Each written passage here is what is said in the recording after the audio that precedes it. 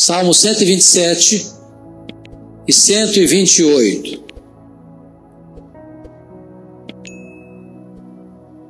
Esse texto diz assim: se o Senhor não edificar a casa, em vão trabalham os que edificam. Se o Senhor não guardar a cidade, em vão vigia a sentinela. Inútil vos será levantar de madrugada, repousar tarde, comer o pão que penosamente granjeastes. Aos seus amados ele os dá enquanto dorme. Herança do Senhor são os filhos, o fruto do ventre seu galardão. Como flechas na mão do guerreiro, assim os filhos da mocidade. Feliz o homem que enche deles a sua aljava, não será envergonhado quando pleitear com o inimigo à porta. Bem-aventurado aquele que teme ao Senhor e anda nos seus caminhos. Do trabalho de tuas mãos comerás, seris serás e tudo te irá bem. Tua esposa no interior da tua casa será como a videira frutífera, teus filhos como rebentos da oliveira à roda de tua mesa. Eis como será abençoado o homem que teme ao Senhor. O Senhor te abençoe desde Sião, para que vejas a prosperidade de Jerusalém durante os dias de tua vida. Veja os filhos de teus filhos, paz sobre Israel. Amém. Irmãos queridos, esses dois salmos devem estar conectados. Eles são uma sequência lógica. E esses dois salmos retratam as fases da família.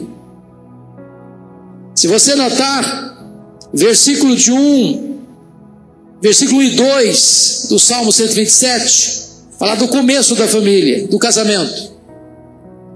Versículos 3 a 5 fala da chegada dos filhos, quando os filhos nascem, uma nova fase da família. Depois do Salmo 128, versos de 1 a 4, fala dos filhos agora criados, crescidos, já grandes, a família já feita, e essa família ao redor de uma mesa. E a última fase da família, versos 5 e 6 do Salmo 128, é a chegada dos netos, é a outra geração que surge. Então vamos dar uma olhadinha nessas 4 fases, porque nós estamos numa fase ou noutra. Numa fase ou noutra. Então vamos em primeiro lugar ver a formação da família. Se o Senhor não edificar a casa, em vão trabalham os que edificam. Aqui o primeiro princípio é o seguinte: ninguém se casa bem se não se casa no Senhor. A maior necessidade de uma família, irmãos, não é ter uma casa bonita, um carro novo, um bom salário. Isso é bênção de Deus. Mas você pode ter tudo isso, e se não tiver Deus, não tem nada feito. A casa vai ficar vazia. Construir o casamento sobre o alicerce que é Deus, é construir uma família sólida. Essa casa que é edificada sobre Deus, suporta chuva no telhado, suporta vento na parede, suporta rio no alicerce. Essa casa não cai. Mas a casa que é construída sobre dinheiro, sobre sucesso, sobre beleza, sobre fama, sobre glórias humanas, não suporta as tempestades. É por isso que você vê tantos casamentos que começam e terminam. É por isso que você vê que hoje cerca de 50% dos casamentos que começam no altar terminam no tribunal de divórcio. É por isso que você vê tantos casais que fazem juras de amor no altar, traindo um ao outro. E o ministro da Saúde do Brasil disse que no ano passado, que mais de 40% da população brasileira tem até 10 parceiros sexuais. Isso é um colapso, isso é um caos. Por quê? Porque esse casamento não foi construído sobre a rocha, porque esse casamento não foi edificado sobre Deus. A maior necessidade de um casal é da presença de Deus. E eu não sei como é que você tem feito na sua casa, mas eu encorajo você a orar com a sua esposa, orar com o seu marido. Casal que ora junto, enfrenta a luta junto e vence junto. O elo de ligação da nossa casa tem que ser Deus, irmãos. O princípio que deve reger a nossa casa deve ser a palavra de Deus. Então restabeleça o culto doméstico na sua casa. Levante o altar da oração na sua casa. Põe as coisas em ordem na sua casa, mas coloque Deus no centro, coloque Deus no alicerce, coloque Deus como fundamento. Porque se o Senhor não edificar a casa, seu trabalho vai ser vão. Você vai construir para o nada. Você vai edificar para o desastre. Tudo que você vai juntar não vai fazer sentido para você, não vai preencher o vazio do seu coração, e você vai ficar vulnerável, como uma casa construída sobre areia. Agora notem comigo o verso 2. Eu acho esse verso 2 tão fantástico, porque todos os casais, quando se casam, querem construir o seu pé de meia. Pensam em ter uma casa melhor, pensam em ter um salário melhor, pensam em ter uma condição financeira melhor, pensam em dar uma melhor condição para os seus filhos. E o trabalho é uma bênção. Trabalhar é um privilégio. Mas note isso. Se você trabalhar, sem entender as prioridades de Deus, você vai trabalhar demais, vai levantar de madrugada, vai dormir tarde, vai comer apressadamente a sua refeição, e no final não vai valer nada. Eu me lembro de um casal que chegou no meu gabinete e disse assim: pastor Hernandes, nós estamos nos separando depois de 15 anos de casamento. Eu perguntei: mas por que vocês estão se separando? E eles me disseram assim: é que quando nós nos casamos, nós tomamos uma decisão. Vamos fazer o nosso pé de meia. Vamos trabalhar ao máximo quando somos jovens, para que quando a gente ficar mais um pouquinho maduro, a gente tenha uma condição financeira boa, a gente tenha uma boa estrutura para os filhos. Sabe o que eles fizeram? A mulher trabalhava das 7 da manhã às 3 da tarde. O homem trabalhava das 2 da tarde às 11 horas da noite. 15 anos. Depois de 15 anos, um olhou para o outro e perguntou assim: mas quem é você? A voz que cada um ouvia não era do cônjuge. O semblante que cada um via não era do cônjuge. O cheiro que cada um sentia não era do cônjuge. Depois de 15 anos, descobriram que estavam dormindo com um estranho, para não dizer que já estavam dormindo com o inimigo. O casamento acabou.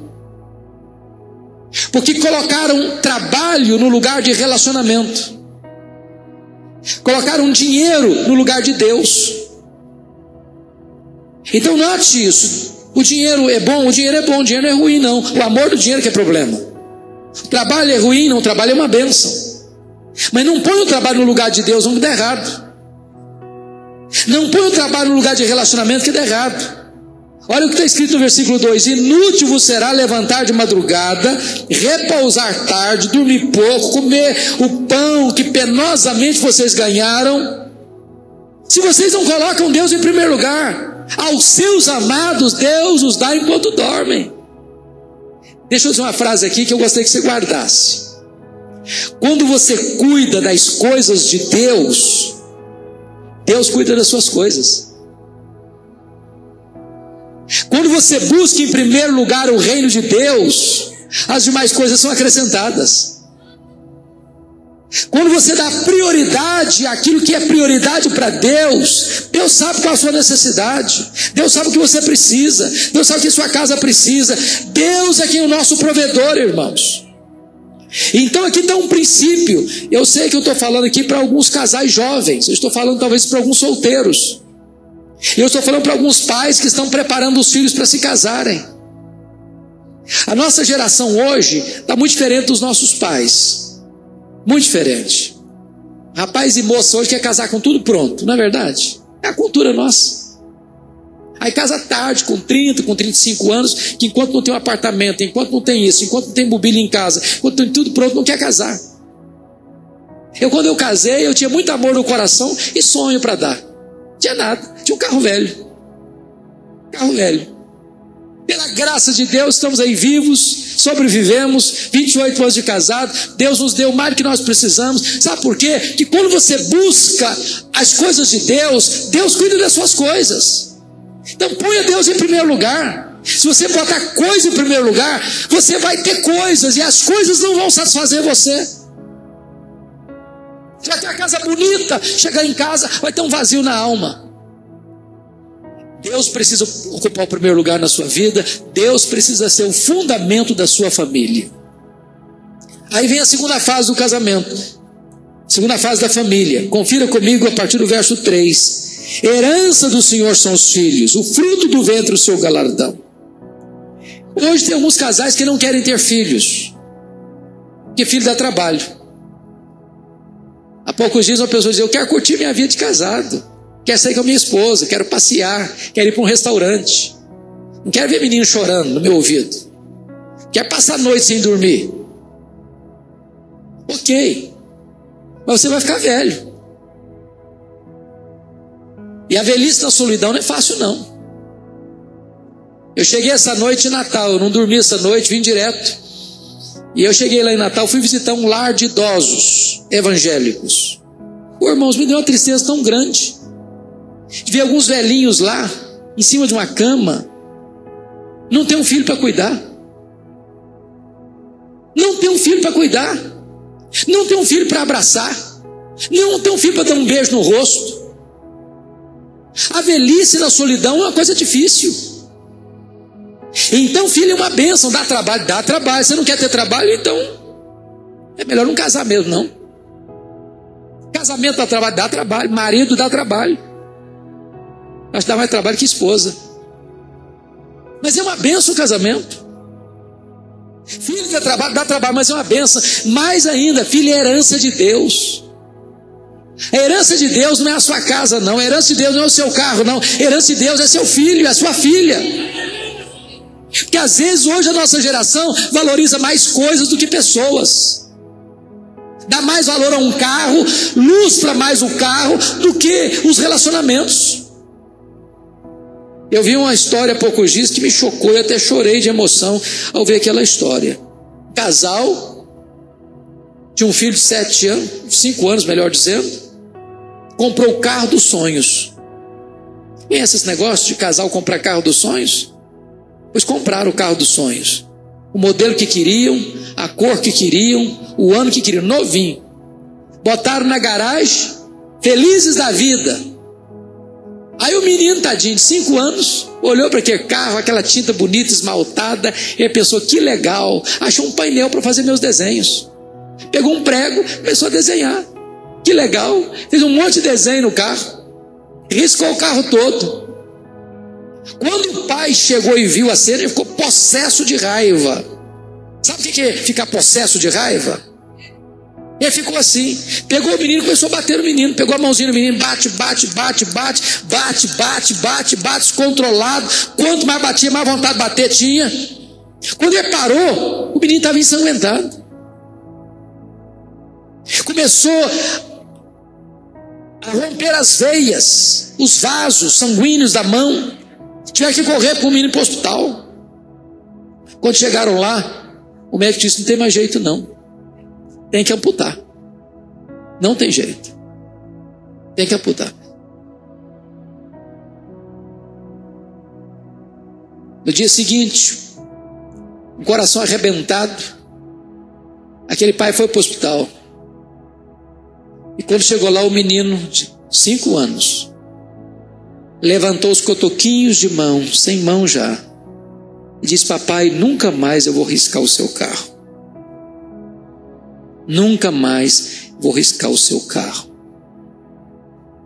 E aquele pai entrou em desespero. Em desespero. Sabe por quê? Porque colocou coisas no lugar de gente. Gente vale mais do que coisas. Deus, pessoas e coisas. Nós adoramos a Deus, nós amamos pessoas, nós usamos as coisas. Se a gente inverter isso, a gente esquece Deus, ama coisas e usa pessoas. Os nossos filhos são nossa herança. Não é o carro, não é o apartamento, não é a casa. Agora note mais. Versículo 4 diz que os filhos são como flechas na mão do guerreiro. Que figura maravilhosa. No passado as guerras eram guerras onde se usava o arco e a flecha. se você parar para pensar no guerreiro, a primeira coisa que o guerreiro tem que fazer é carregar as flechas nas costas. E eu quero dizer para você que pai e mãe carregam os filhos no coração, no ventre, nos braços e no bolso. No bolso. No bolso. Então a primeira coisa é que o guerreiro tem que carregar os filhos. Não dá para gerar filho e largar para lá. Não dá para gerar filho e abandonar. Não dá para gerar filho e jogá-los à sua própria sorte. A segunda coisa que o guerreiro faz é que nenhum guerreiro carrega flecha só para carregar. O propósito do guerreiro é lançar a flecha. Lançar a flecha. Mas guerreiro não joga flecha fora. Guerreiro joga flecha para longe. Não para pertinho. Sabe o que significa isso? Você e eu, pai e mãe, não criamos filhos para nós mesmos. Nós criamos os filhos para a vida. Nós lançamos os nossos filhos como se lança uma flecha para longe, para longe. Pode ter certeza disso, irmãos. Algumas famílias, por não preparar os filhos para a vida, formam um verdadeiro clã. Aí casa um filho, dá uma puxadinha na casa, bota lá dentro. Casa a filha, faz outra puxadinha na casa e bota lá dentro. Aí nasce os netos, faz outra puxadinha na casa para acolher os netos. E vira uma confusão. Sabe por quê? Tem um ditado popular que diz assim: quem casa, quer casa. É melhor você morar numa tapera do que morar numa mansão com seus pais, com seus sogros. Sabe por quê, gente? Sabe por quê? Marido e mulher às vezes dão umas desentendidas. Ou nunca aconteceu com vocês isso? Vocês já são mais crentes do que eu, nunca tiveram, né? Um probleminha. Não tem hora que você está assim, parece que chupou limão o dia inteiro, está bem mal-humorado? Agora imagine você, se você dá uma palavra meio atravessada com a sua mulher e o sogrão está do lado. Será que vai ficar feliz com você, com o genro? Vai gostar disso? Você daqui a 5 minutos se acertou com a sua mulher, está de bem com a vida de novo, está abraçando e beijando, e todo feliz da vida, mas o sogrão não ficou feliz com você não, é que o troço vai durar anos. Anos. Atravessado na garganta dele. Então preste bem atenção nisso.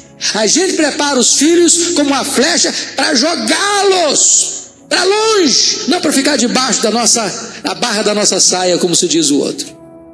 Prepara os filhos para a vida.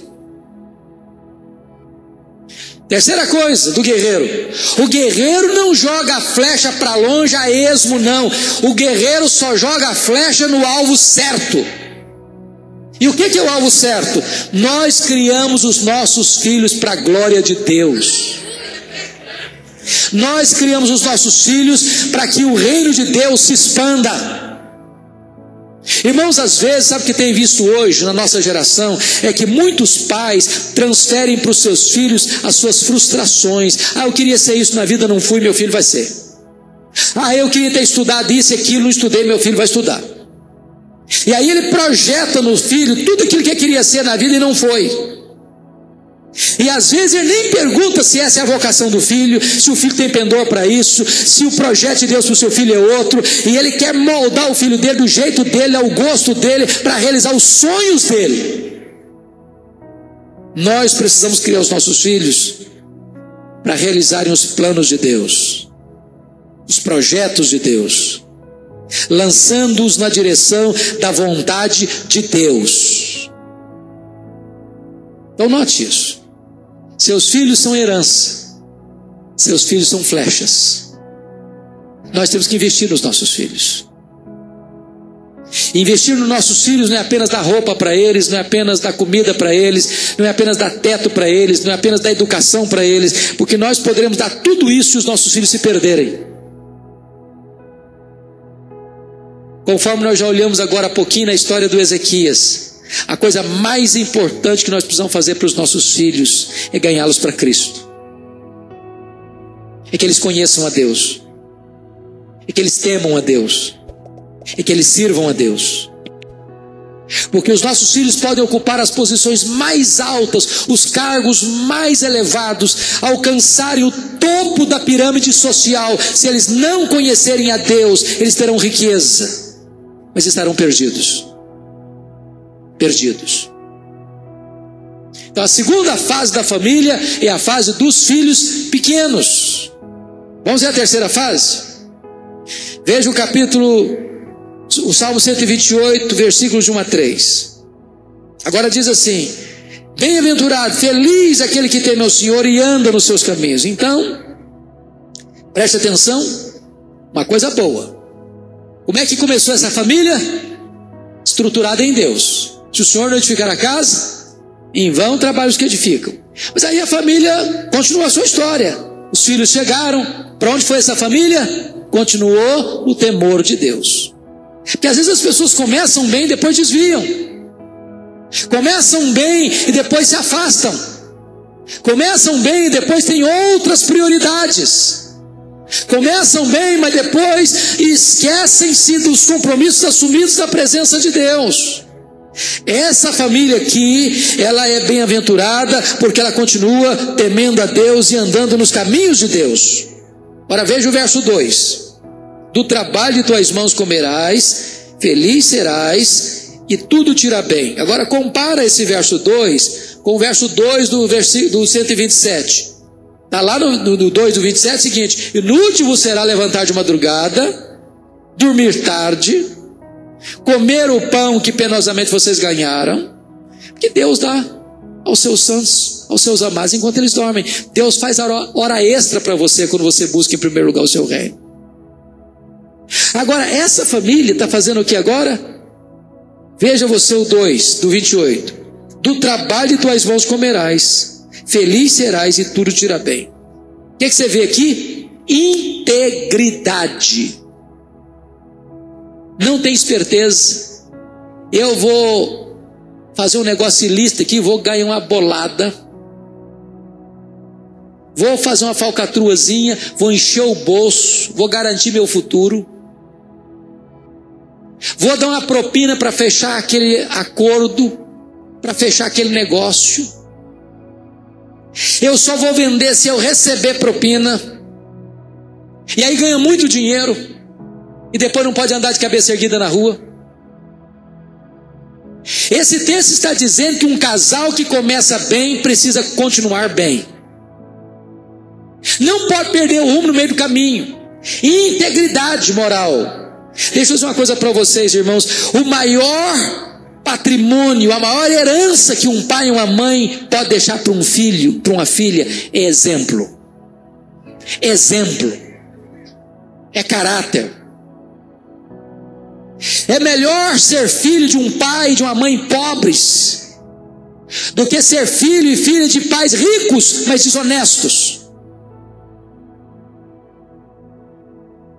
A melhor coisa é você poder dizer o seguinte: papai e mamãe não puderam me dar luxo, mas eles me deram exemplo. Me ensinaram caráter, me ensinaram o que é ter dignidade, me ensinaram que eu preciso trabalhar e comer o pão do fruto do meu trabalho, e não do fruto do roubo, da desonestidade, da corrupção. Agora notem mais. Notem mais. Quando você come do fruto do seu trabalho, diz o texto, você vai ser feliz. Feliz. Ô gente, alguém já disse o seguinte, que as pessoas mais felizes são aquelas que chegam em casa cheirando graxa e comem um bom prato de arroz com feijão e dormem a noite toda bem dormida. A Bíblia diz em Provérbios que é melhor você comer um prato de hortaliças, mas com paz na sua casa, com harmonia no seu lar, com a consciência tranquila diante de Deus, que você ter churrascada, mas viver uma vida perturbada e inquieta. O que adianta uma pessoa que se corrompe e que rouba o erário público e que vai para um restaurante e paga R$1.000 num prato e R$23.000 numa garrafa de vinho? Se ele volta para casa perturbado, se ele não tem paz na alma, se ele sabe que aquele luxo todo foi fruto de roubo, que lá na ponta uma criança está morrendo na porta do hospital sem atendimento porque o dinheiro que devia ir para lá ele roubou. Então é melhor chegar em casa e comer um prato de arroz com feijão, saber, isso aqui foi Deus que me deu, foi fruto do meu trabalho e eu tenho dignidade para tomar essa refeição e dormir em paz.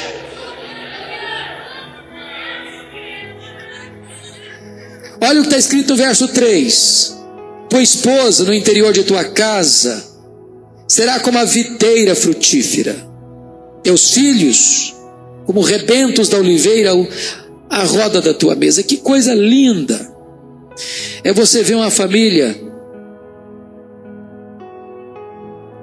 criada e unida.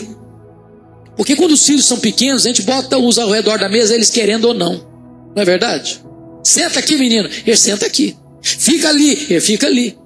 Sai e vai para lá, ele vai para lá. Você não faz isso com um rapaz de 18 anos. Você não faz isso com uma moça de 25 anos. Não faz mais. Então, para você ter uma família unida, depois de adultos, você precisa ter investido lá na infância. Lá na infância. Há um princípio, irmãos. Quando os filhos são pequenos, eles querem ficar com os pais. Quando os filhos crescem, os pais querem ficar com os filhos. O elo de ligação de uma família é a mãe. Você quer ver um exemplo? Quando morre a mulher primeiro e o homem fica viúvo, dificilmente esse homem consegue manter a família unida. Dificilmente. Primeira coisa é que ele não consegue ficar sozinho. O homem não sabe se virar. O homem é um bicho encrencado. É casa de novo. Aí cria duas famílias, uma para lá, outra para cá. E ele luta, mas não consegue manter unidade. Quando morre o homem primeiro, a mulher, a viúva fica. Ela junta todo mundo debaixo das suas asas. Consegue manter a unidade da casa. Consegue manter a unidade da família. Eu me lembro quando a minha mãe faleceu, eu já era viúva. Eu fiquei alguns meses indo para lá, desculpa da expressão, mas era igual um cachorro que cai da mudança. Eu estava cá perdido, ia para lá, para cá, para lá, para cá, eu não tinha referência. Não sabia para onde eu ia. Cá perdido. A mãe tem essa capacidade de costurar a unidade. Os filhos ao redor da mesa, a mãe ali, presente, amiga, conselheira, intercessora, elo de ligação, elo de união. Então, mulher, entenda esse papel importante que Deus lhe deu. Entenda, mãe, esse papel importante que Deus lhe deu. Invista na harmonia, na unidade da sua casa. E aí, se você perceber, o texto termina nessa fase dos filhos adultos com uma exclamação: eis como será abençoado o homem que teme ao Senhor. Como assim, eis como será abençoado? O que está acontecendo nessa casa? Primeiro, trabalho, honestidade, felicidade, harmonia, relacionamento gostoso entre os membros da família. Você quer uma coisa melhor que isso? Ou, vamos pegar outro lado, você quer uma coisa pior que uma família desunida? Onde se ajunta para pior, como diz lá em Coríntios. Onde está junto, está brigando, igual porco espinho, se encostar um no outro, espeta. Que bênção é você chegar numa casa e ver as pessoas da família unidas, irmãos se abraçando, pai e mãe abraçando filhos, filhos abraçando pais. Talvez pegando aquela cultura antiga dos nossos pais, um filho chegar até hoje, barba na cara, dizer: bênção pai, bênção mãe. É bonito isso. Alguém diz: é cafona. Não importa se é cafona, é bom, é importante. Não importa Se seu pai é quadrado ou redondo, se a sua mãe é quadrada ou redondo, respeite seu pai, respeite sua mãe. Quando você honra seu pai e sua mãe, Deus abençoa a sua vida. Esse é um mandamento com promessa, é o primeiro mandamento com promessa. Deus dá para você bem-aventurança, Deus dá para você longevidade. Essa família está unida. Isso é uma bênção. É uma bênção e é uma exclamação. Oh, veja como é feliz o homem que confia no Senhor. E a melhor expressão da bênção de Deus na vida de um homem e de uma mulher é a sua casa, é a sua família. Você pode ganhar o mundo, não faz sentido se você perde a sua família. Nenhum sucesso, conforme Josué diz, compensa o fracasso da família. Você não pode construir o seu sucesso sobre os escombros da sua casa. Mas aí vem a última fase. Confira comigo versículos 5 e 6. A última fase da família agora é a outra geração que chega, a chegada dos netos. O Senhor te abençoe desde Sião, para que vejas a prosperidade de Jerusalém durante os dias de tua vida. Vejas os filhos de teus filhos, paz sobre Israel. Oh, coisa linda! Eu não sou avô ainda, estou na fila, ansioso para chegar o dia. Dizem os avós que ser avô é melhor que ser pai.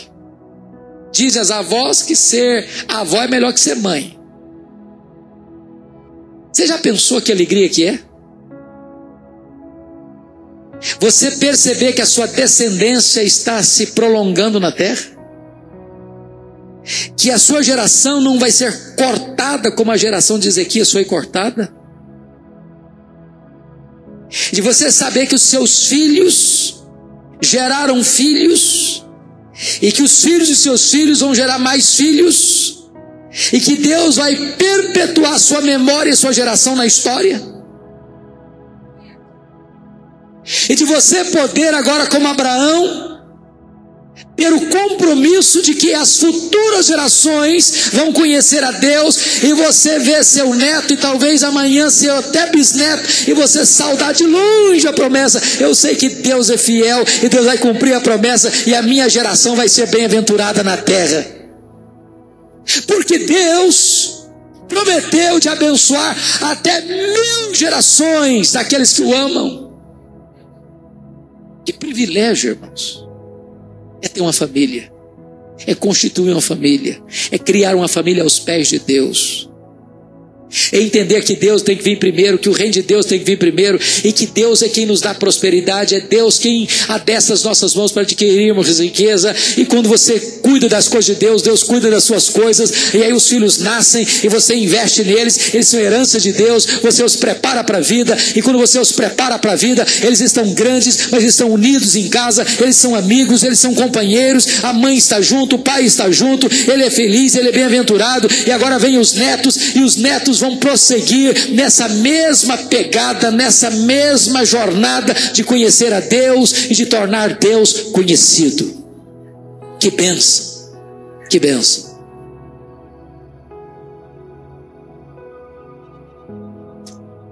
Como é que está a sua família? Como é que está a sua casa? Qual dessas 4 fases aqui é a sua? Você está começando? Quem está começando aqui? Levanta a mão, quem está começando? Casamento, casalzinho de novo. Só tem pouca gente. Aqui, tem alguns aqui. Tem alguém solteiro aqui? Solteiro? Epa, alguns. Deus abençoe. Casamento abençoado. Maravilha. Deixa eu dizer uma coisa para vocês que Agostinho de Hipona me ensinou, pastor. Agostinho de Hipona, que viveu lá no 5º século, ele disse assim: nós devemos educar os nossos filhos 20 anos antes deles nascerem. Entenderam o que ele falou? Você educa o seu filho 20 anos antes dele nascer. Então o estilo de vida que você está levando, meu filho, já começou a educação dos seus filhos. Sabe por quê? Amanhã seu filho vai perguntar para você: ô papai, como é que era a sua juventude, hein? Como é que você foi como jovem e adolescente? Você respeitava seu pai, você obedecia a mamãe? Ou você era um filho rebelde? Aí você não pode mentir. Ah, meu filho, papai era complicado, papai não respeitava papai e mamãe não. Ah, então o senhor não vem dar uma de valentão para cima de mim não, moralista não, porque o senhor não serve de exemplo para mim não. Olha que complicação. Mas é bom quando você está chamando a atenção do seu filho, fala, olha, deixa eu dizer uma coisa, filho, papai já foi jovem com você, papai já foi adolescente com você, e papai, na época dele, respeitava papai e mamãe, papai falava, às vezes não precisava nem falar não, bastava um olhar, já era suficiente. Exemplo.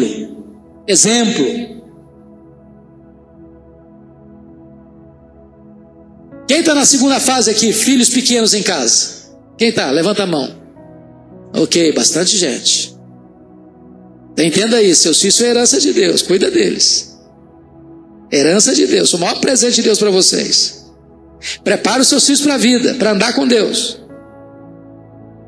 Não tente criar seus filhos para vocês, não. Não faça da casa de vocês um clã. Vai vir uma confusão depois. Prepara os seus filhos para eles serem lançados para atender o projeto de Deus. Quem tem filhos grandes, adultos aqui, levanta a mão. Filhos adultos. Ok. E aí, tá tudo bem lá em casa? São amigos, são unidos? Dá para sentar ao redor da mesa sem sair uma briga? Dá para comer uma macarronada no domingo e todo mundo feliz?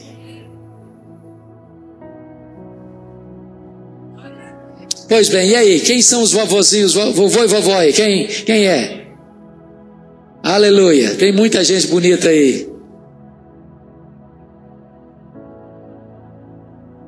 Que vocês possam ver os filhos dos seus filhos.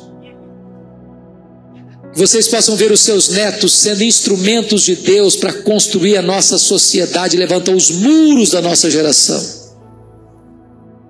Que a nossa descendência seja bem-aventurada na terra. Que Deus abençoe as famílias aqui. Sua família é muito preciosa. Valorize sua família. Ame a sua família. Invista na sua família. Ore pela sua família. Eu quero dizer que você não tem uma família perfeita, porque você não é uma pessoa perfeita. Você não teve pais perfeitos. Você não se casou com uma pessoa perfeita. Você não tem filhos perfeitos. Mas a sua família é o maior tesouro que você tem. Invista na sua família. Não abra mão da sua família. Dê o melhor que você tem para a sua família. E Deus vai honrar você. E você vai ser bem-aventurado na terra. Deus abençoe vocês. Deus dê graça a cada um de vocês nessa noite. Amém.